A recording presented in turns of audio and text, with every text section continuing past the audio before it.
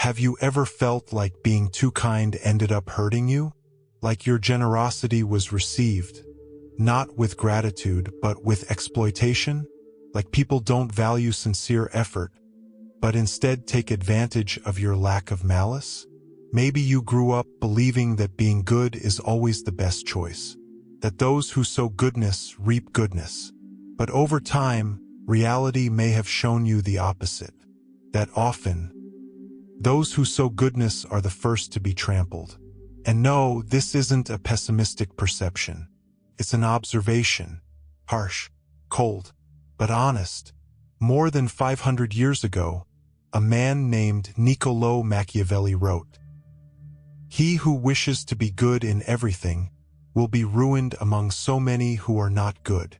Yes, Machiavelli, the name many associate with selfishness, coldness, manipulation. But was he really that? Or did he simply see the world as it really is? Machiavelli knew something few dare to admit. Kindness, when not strategic, can destroy the one who practices it. Being kind without emotional intelligence is walking unarmed among predators. How many times have you yielded to keep the peace? How many times have you swallowed your own truth for fear of seeming difficult? How many times have you been kind and, in the end, found yourself alone? This video is not a manifesto against kindness. No, this video is a call to lucidity. You'll come to understand that kindness doesn't have to be naive, and that true goodness isn't the one that sacrifices itself entirely for others, but the one that stands firm and with integrity. Today, we'll travel through the mind of a thinker often misunderstood. We'll walk through the corridors of power, the backstage of politics, the battlefields of the human mind, and everyday relationships where kindness is constantly tested.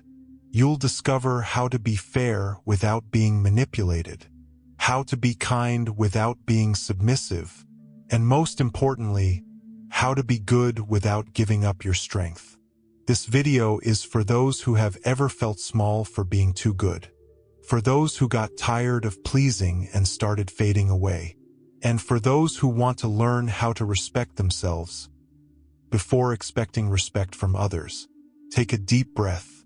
Get ready to dive into an uncomfortable, yet liberating truth, because today you'll discover that being good is a choice, but being good and staying whole is an art.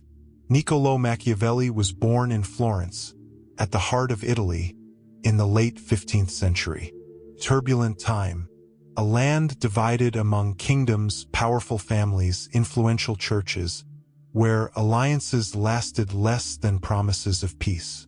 Machiavelli grew up among political intrigues and bloody power struggles. He was not a warrior, but knew the battlefield like few others. He served as a diplomat, advisor, and privileged observer of the backstage of power. And perhaps it is precisely for that reason that he became so dangerous in the eyes of many. He saw what others pretended not to see. He recorded what no one dared write. And above all, he said what few had the courage to admit. Power does not belong to the just, but to the shrewd. His most famous work, The Prince, was written in 1513. But contrary to what many think, it was not a manual for evil. It was, in fact, a raw and realistic portrait of how power works, with or without our approval. Machiavelli was one of the first thinkers to separate morality from politics. For him, individual ethics could not be applied to decisions of the state, because sometimes the collective good required tough decisions. And to guarantee stability, one had to get their hands dirty.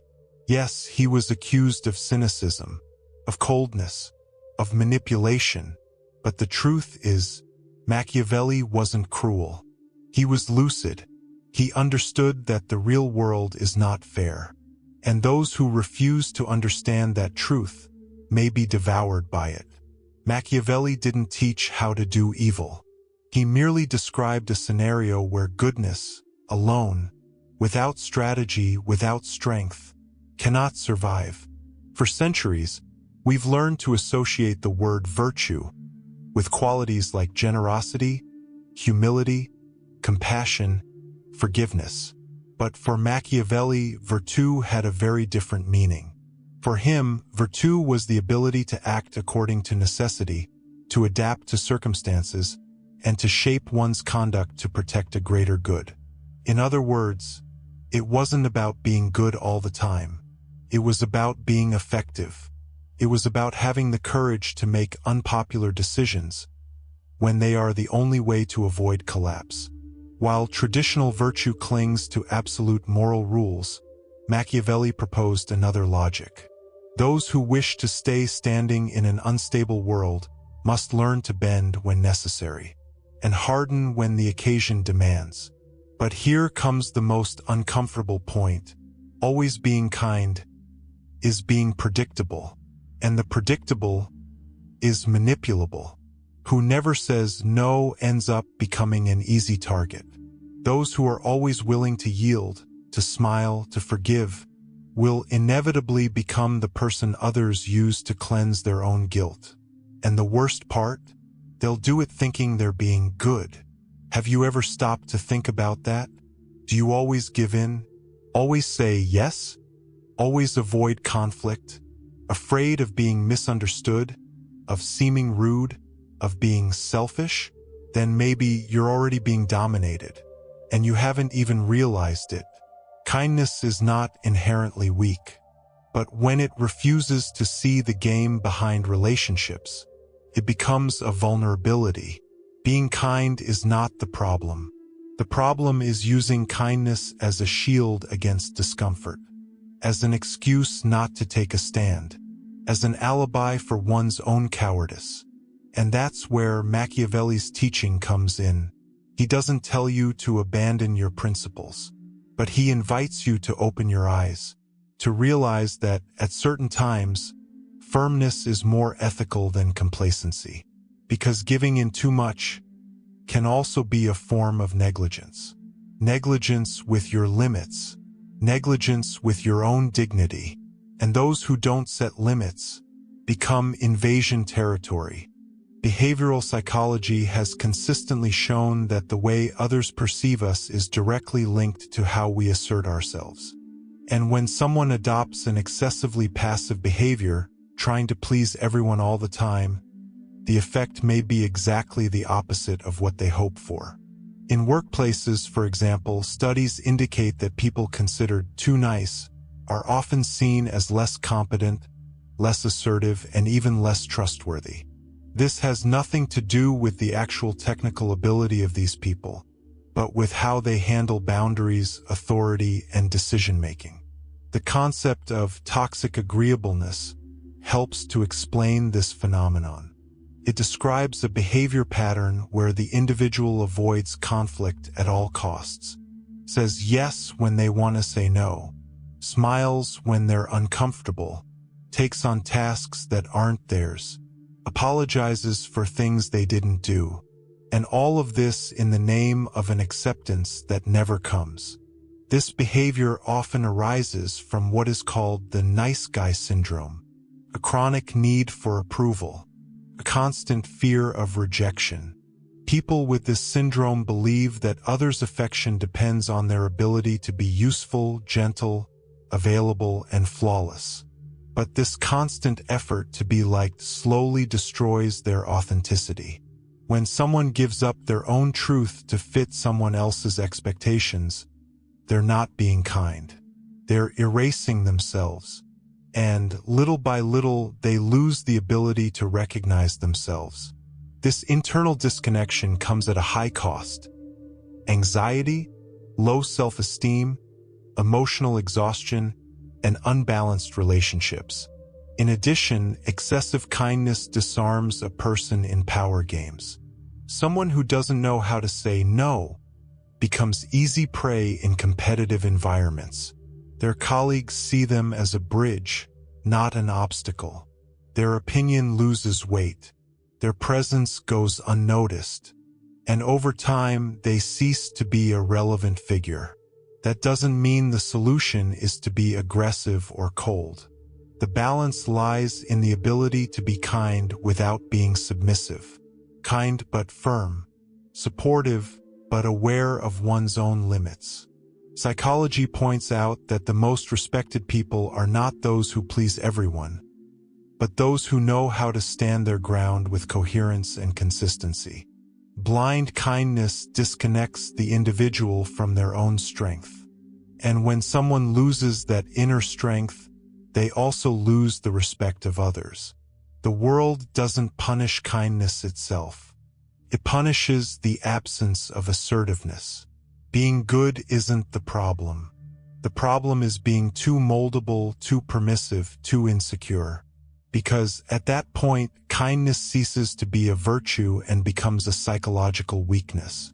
The good news is that this logic can be changed.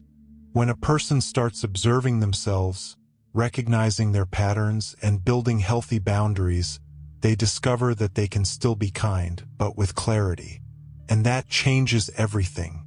Because respect begins when you respect yourself. And true strength is born when you learn to be yourself, even when that displeases someone.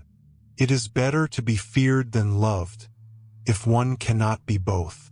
This is perhaps the most well-known and most misunderstood phrase from The Prince, the central work of Niccolò Machiavelli. To understand this statement, you have to go beyond the surface. Machiavelli wasn't defending cruel authoritarianism. What he proposed was a realistic reading of human behavior. Love, according to him, is unstable. It depends on emotional factors, is subject to mood swings, external influences, fleeting interests. Fear, on the other hand, when properly managed, is stable. It creates clear boundaries, establishes limits, and above all, protects the authority of the one who leads. Machiavelli knew that a leader who depends solely on the affection of others becomes vulnerable. Because a leader who governs based only on likability loses control when faced with the need to make unpopular decisions. He begins to avoid what is necessary out of fear of losing approval.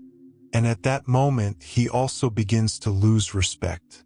In Machiavellian logic, fear is not about tyranny, it's about psychological structure. A leader who sets boundaries, who is consistent in his actions, who shows firmness when necessary, builds a space of safety around him. People may not like every decision, but they know there is consistency, and that builds trust. On the other hand, the leader who tries to please everyone becomes a hostage to the opinions of others.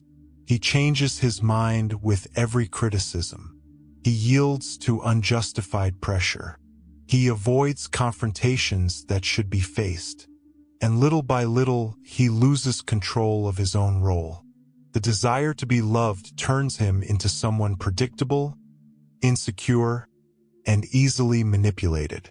History is full of examples like this.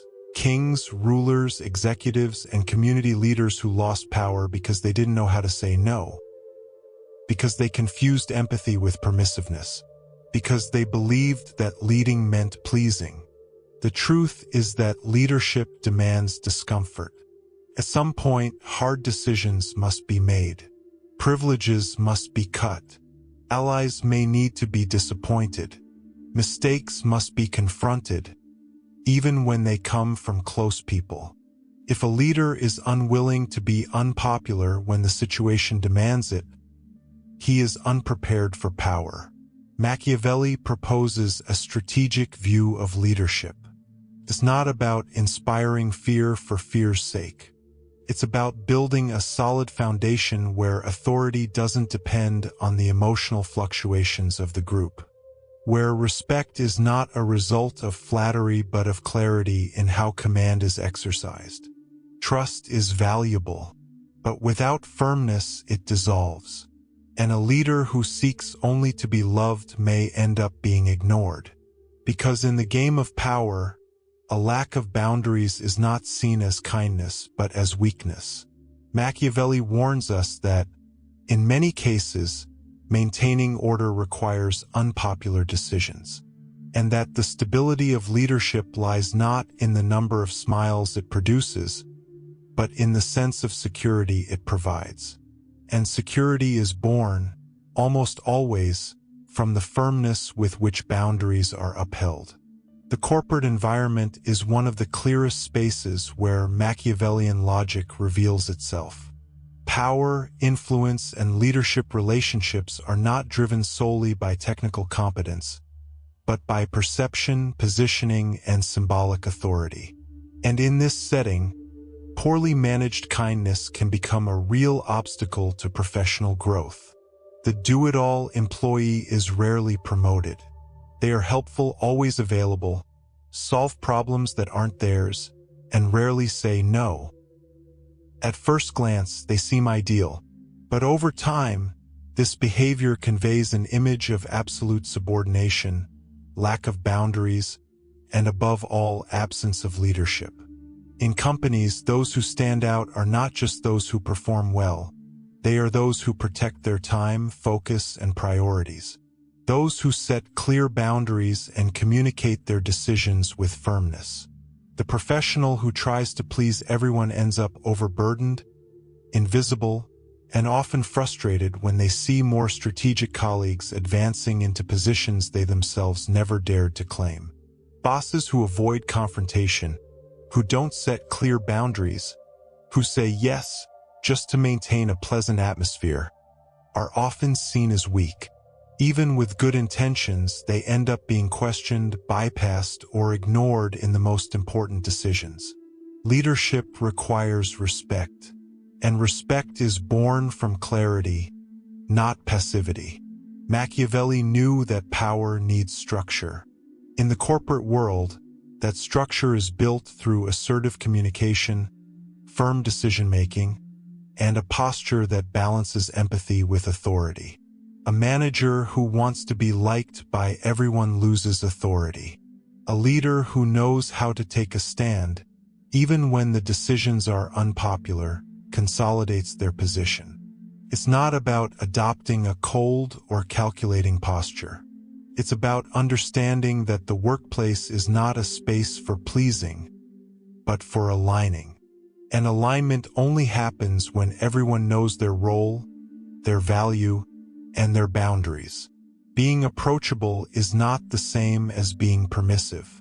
Being collaborative is not the same as being exploited.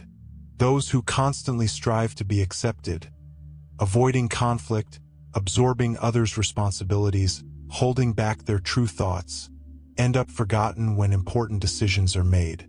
Because lack of positioning is mistaken for lack of vision.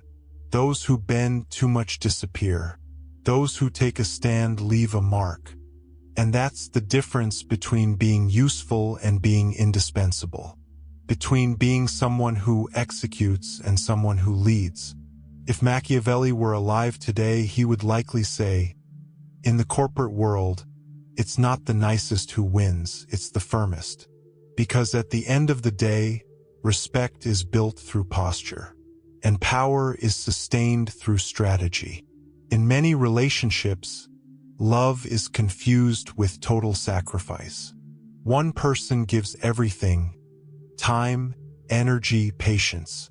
The other controls, imposes, demands more than they give. This imbalance creates bonds that don't unite, they imprison. There is a dangerous belief that loving always means yielding, that keeping the peace requires silencing your own will. But love that constantly demands silence is not love, it's emotional domination. Machiavelli warned that even affection can be manipulated. Someone who loves too much without asserting themselves becomes vulnerable. And those who confuse submission with affection end up erasing their own identity. Healthy love respects boundaries. It doesn't erase, it strengthens. It doesn't ask you to disappear, but to grow together. You can love and still take a stand. You can be kind and still command respect. Because true love doesn't ask for your surrender. It asks for your whole presence. Society has learned to exploit the kindest. People who avoid conflict, who take the blame for things they didn't do, who try to understand even the unjustifiable, become easy targets for collective manipulation. Culture rewards the image of the nice guy, but punishes those who dare to show imperfection or vulnerability. Social media has amplified this phenomenon. It has created a stage where everyone competes to appear good, empathetic, and aware. But this showcase comes at a price. Those who try to be authentic, who speak their mind, who show flaws or discomfort, quickly become targets. The content doesn't matter, appearance does. And appearing good has become more important than being just.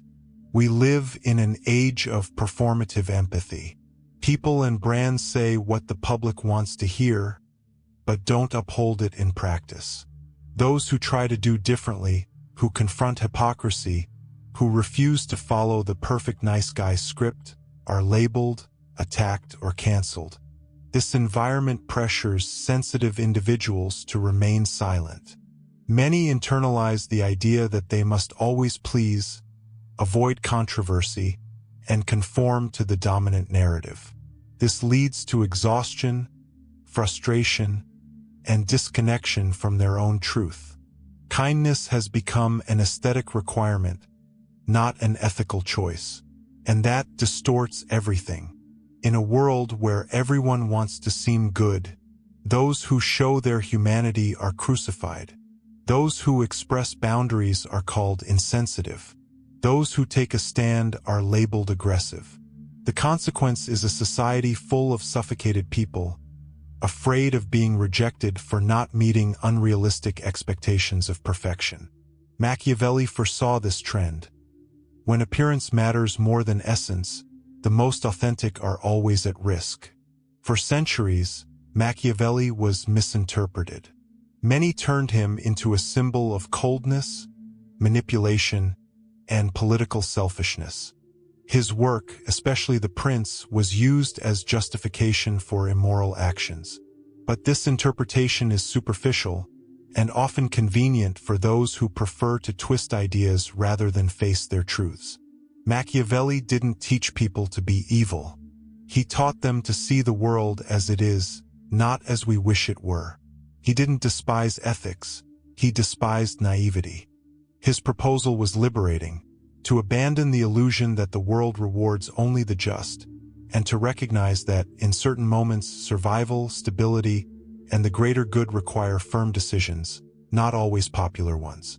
He invites us to look beyond appearances, to question automatic behavior, to let go of the need for approval and live with more awareness.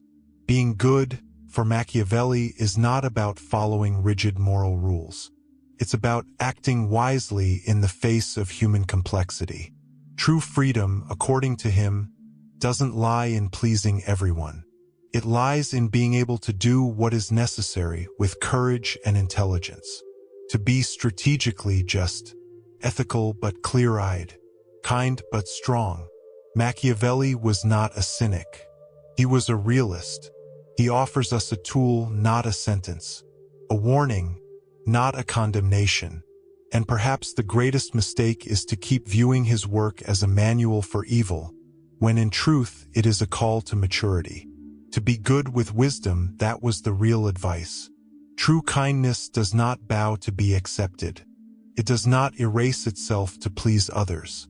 It does not hide behind the fear of displeasing. True kindness asserts itself with gentleness, firmness, and awareness. Being good does not mean saying yes all the time. It does not mean tolerating abuse in the name of peace. It does not mean carrying the weight of the world just to seem virtuous. Intelligent kindness is the kind that understands limits, that knows when to help and when to protect itself, that recognizes the difference between serving and submitting. It's not about abandoning your values, but about strengthening them with maturity, about stopping the confusion between passivity and nobility, about giving up the role of the ideal nice person to become someone whole, honest with oneself. Intelligent kindness knows when to yield and when to pull back. It knows when silence is wisdom and when it is complicity. It knows that gentleness is not submission, it is posture. Machiavelli never said to abandon kindness. He warned us about the cost of practicing it without clarity. Because being good without awareness makes you a target. It's not about stopping being good. It's about learning to be good without erasing yourself. And most importantly, being good without being naive. Are you being kind? Or are you being used? Now that you've come this far, reflect. How many times have you hurt yourself trying to be good all the time? How many times have you avoided taking a stand for fear of disappointing someone? What was the cost of maintaining the image of a good person, even when it was hurting you? Leave a comment below. Have you ever felt taken advantage of because of your generosity? How do you see the relationship between kindness and power in your life? And if this video made you think differently, share it with someone who needs to hear this. Because sometimes, a simple reflection is all it takes to flip the switch, to stop living to please the world, and start truly respecting yourself. Being good is still worth it, but with awareness, with firmness, with boundaries, and most importantly, with self-love. Books, and in the description of this video, I've included a list of essential books for those who want to go deeper into this topic. They are readings that will help you better understand the human mind, power, identity, and the boundaries of true kindness.